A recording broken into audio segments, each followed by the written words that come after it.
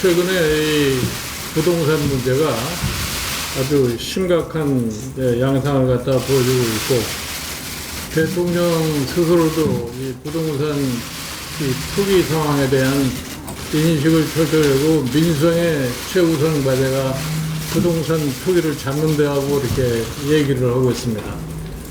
사실은 이 부동산 투기라는 것은 우리나라에서 어제 오늘의 일이 아닙니다.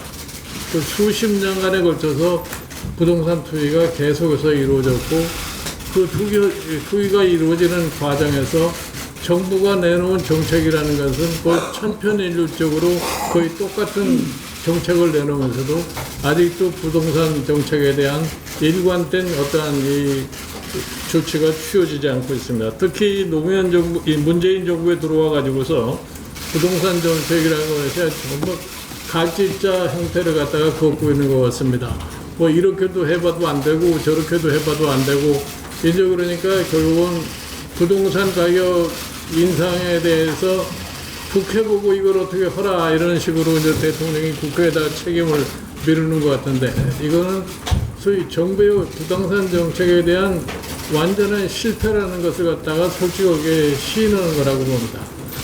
그러면 국회가 할 수 있는 부동산 대책이라는 것은 결국은 제도적인 장치를 마련하고 또 뭐 세제 변화 이러한 것을 갖다 할 수밖에 없는 건데, 이거는 과거에 정부에서도 여러 번 시도를 해서 해봤지만 결국은 성공을 거두지 못한 정책들인데, 저는 이번 이 부동산 이 투기와 관련해서는 처음서부터 정부가 이 부동산 정책에 대한 일관성을 결여했기 때문에 나타난 현상이라고 생각하지 않나 이렇게 생각을 합니다. 그래서 오늘 이 모처럼 우리 지상욱 그 여의도 연구소 소장이 취임한 이후에 처음으로 지금 여의도 연구소가 주관을 하는 이런 이 간담회라고 우리가 생각을 하는데, 오늘 여기 뭐 시민을 비롯해서 각 전문가들이 많이 참석하고 있기 때문에 과연 우리가 지금 현재 진행되고 있는 부동산 이 투기를 어떠한 방법으로 진정을 시키고 있을 수 있고, 이것이 하나의 항구적인 소위 부동산 대책이 될 수 있느냐에 대한 의견들을 많이 개진해 주시기를 바랍니다. 이 부동산 정책 주무장관인 김현미 장관은 전혀 전문성이 없습니다. 그러니까 이런 분을 국토부 장관 맡길 때 사실 제가 걱정이 많았습니다. 이런 대단히 복잡하고 종합적인 부동산 정책을 제대로 할 수 있을까? 아니나 다를까 우려가 현실화됐습니다. 이 정부들은 지난 3년간 모두 22번의 부동산 정책이 있었습니다만은 지난 3년간 중위가 주택 가격은 무려 52%나 상승했습니다. 이에 반해서 저희 당이 집권하고 있던 9년간은 26%, 사실상 같은 동일 기간으로 따지면 이 정권 들어서 6배의 상승률을 보인 것이죠. 그럼에도 불구하고 김현미 장관은 모든 정책 수단이 제대로 작동하고 있다, 이런 아주 가상현실 같은 그런 인식을 보였습니다. 부동산 정책은 여러 가지 교육 정책, 사회 정책, 금융 정책 이런 것들이 종합돼서 나오는 정책인데, 이것 하나 제대로 하지 못하고 지금 다시 뒤늦게 나온 대책이라는 것도 일관성이 없고 앞뒤에 안 맞는 그런 정책들입니다. 오죽하면 경제학 교과서와 싸우고 있다는 이야기까지 나오겠습니까? 2007년 12월 말에 노무현 대통령께서 노무현 정부에서 정리한 두 가지 중요한 정책이 있다. 대한민국의 부동산 정책과 대한민국의 교육 정책을 정리해 놓은 책이 있으니 이것 보고 잘하면 성공할 거라고 하면서 건네준 책이 있었습니다. 제가 청문회 때 김현미 장관 그 책 봤냐고 물어봤더니 구경도 못 해봤다고 합니다. 지금도 안 늦으니까 노무현 정부 말기에 부동산 정책 실패로 세금 폭탄이니 하고 나서 민심 다 잃고 이랬지 않습니까? 빨리 자신들 실패했던 정책 다시 돌아보고 또 그 책도 한번 보고, 그 다음에 우리 미래통합당이 제시하는 전문가들의 대안도 좀 들어서 빨리 좀 제대로 해주고 제대로 할 자신이 없으면 빨리 좀 그만두고 나왔으면 좋겠습니다. 오늘 전문가들 많이 오셨는데 좋은 정책 좀 많이 내서 좀 잘 정리해서 청와대하고 김현미 장관에게 우리 보내주도록 하십시다. 오늘 좋은 의견 기대합니다. 네, 문재인 정부 들어 수없이 많은 부동산 대책을 내놨는데 부동산 가격의 급등으로 시장의 불안만 조성하고 있습니다. 이에 우리 당 정책위와 우리 여의도 연구원 함께 힘을 모아서 이에 대한 해결의 실마리를 우리 한번 만들어보자 해서 오늘 간담회가 이루어졌습니다. 참석해 주신 우리 김종인 비대위원장님, 주호영 원내대표님, 그리고 오늘 간담회에 참석해 주신 우리 여러분들 진심으로 감사를 드립니다.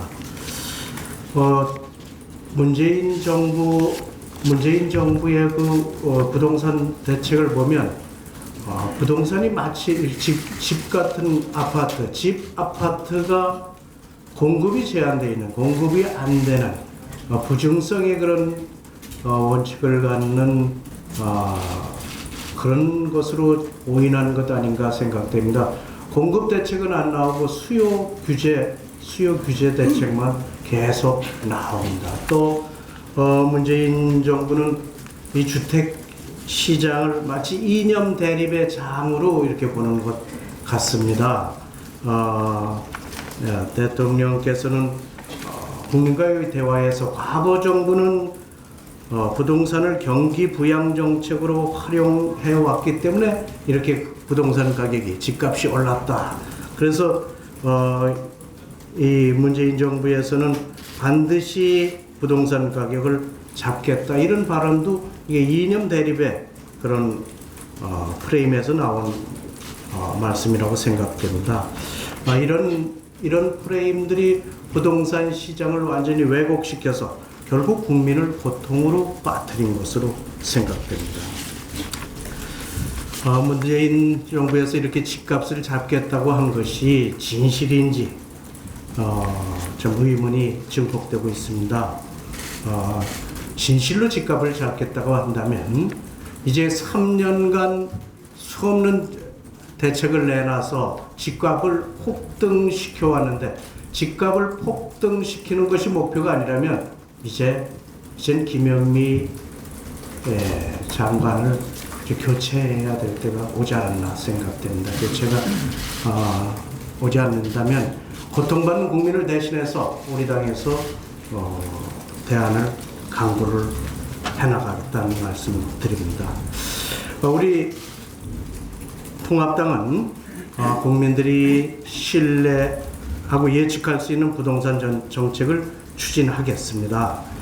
세제와 부담금, 금융규제와 공공지원 기준, 공시제도 등을 예측 가능한 수준에서 개편하고 정책의 지속성을 유지하겠습니다. 지속적인 공급 확대를 통해서 시장에서의 가격 안정화를 추진하겠습니다. 이상입니다. 네, 굉장히 준비 기간이 짧았고요.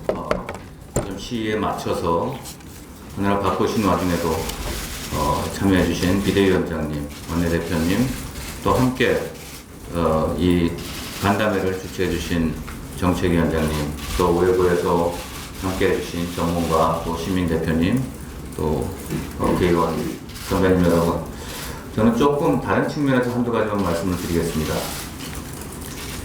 이 집이라는 거 과연 재산을 증식하는 수단인가, 아니면 삶의 근본적인 터전인가? 이 부동산 정책이 단순히 실패한 것과 아닌 이 정권의 팬데믹 이후에 전반적인 산업 정책이 전부 괴멸되고 있는 것인가? 또 이 정권은 단순히 무능한 것인가, 아니면 아까 정책위장 말씀하셨지만 편을 갈라서 고도의 전략으로 국민을 갈라치게 하고 있는 것인가? 많이 깊게 들여다봐야 될 것이라고 저는 생각합니다. 무능하다면 국민에게 단순히 죄를 짓는 것이겠지만, 의도를 가지고 편을 갈른다면 정말 나쁘고 부정직한 리더십이다, 이렇게 말씀드릴 수 있겠습니다. 김현미 장관이 청와대에 다녀왔습니다. 대통령은 그냥 김현미 장관의 정책이 잘 되고 있다라고 밀어주고 있습니다. 국토부는 주로 신도시를 추진하는 그런 부처일 것입니다. 그렇다면 재건축, 재개발을 다 묶어놓고 영종열 상한선을 강하게 묶어놓은 그 책임은 어디 있을까요? 저는 김현미 국토부 장관에 못지않게 박원순 서울시장에게 큰 책임이 있다고 저는 생각합니다. 같은 민주당 출신 국토부 장관과 박원순 시장은 지금까지 부동산 문제로 둘이 단 한 번도 만나서 머리를 맞댄 적이 없습니다. 대통령도 그런 자리를 마련하지 못하고 있는 그런 리더십입니다. 박원순 시장은 항상 사람이 먼저다 하면서 교통 얘기만 합니다. 집 없는 사람은 그 먼저인 사람 축에도 끼지 못한다는 것입니까? 집값은 단순히 시장 경제에 있는 수급이 맞으면 해결될 문제라고 많은 분들은 말씀하십니다. 서초동에 평당 1억을 호가하는 그런 집들, 왜 그렇게 서울 집값이 난리를 쳐야 될까요? 모두 박원순 시장이 책임을 져야 할 것입니다. 서울에 공급 용지는 있을 것인가? 또 많은 시민들이 들어갈 아파트는 있겠습니까? 다 막아놓고 지금 공급을 늘리겠다고 대통령은 얘기하고 있으니 현실 인식이 부족해도 이렇게 부족할 수 없습니다. 그런데도 불구하고 박원순 시장은 미래를 위해서 그린벨트는 손을 대지 못하겠다 이렇게 강짜를 부립니다. 입만 열면 공공주택, 임대주택만 외치고 있습니다. 서울의 강남에 빗대서 전국의 많은 시민들, 국민들이 살고 있으면 뉴욕을 한번 예를 들어보겠습니다. 뉴욕에는 세 계층의 주민들이 살고 계십니다. 경제적으로 여력이 풍부한 분들, 두 번째는 젊은이들, 세 번째는 그 뉴욕에서 일하고자 하는 저소득 근로자들이 함께 공존하면서 살고 있는 도시입니다. 강남은 그러지 못합니다. 강남에서 일하는 저소득 근로자들 차도 없습니다. 대중교통을 이용해서 2시간, 2시간 반씩 집에서 출퇴근해야 되는 입장입니다. 좋은 정책은 사회 통합에 기여해야지 이렇게 사회 분열을 꾀하는 정책이 돼서 안 된다 하는 것이 저희 미래통합당의 생각입니다. 이 정부는 더 나아가서 고가의 전세, 고가의 월세에게도 세금을 물리는 그런 지금 생각조차도 하고 있다고 합니다. 여기 나와 계시는 전문가 여러분들을 모시고 이에 대한 내용을 듣고 또 직접 당사자인 시민 대표 말씀을 듣고 정책위와 미래통합당은 함께 여의도 연구원 힘을 모아서 어떻게 하면 국민들이 정말 만족하고 안심할 수 있는 부동산 대책을 세울 수 있는지 지금부터 모든 노력을 기울이도록 하겠습니다. 이상입니다.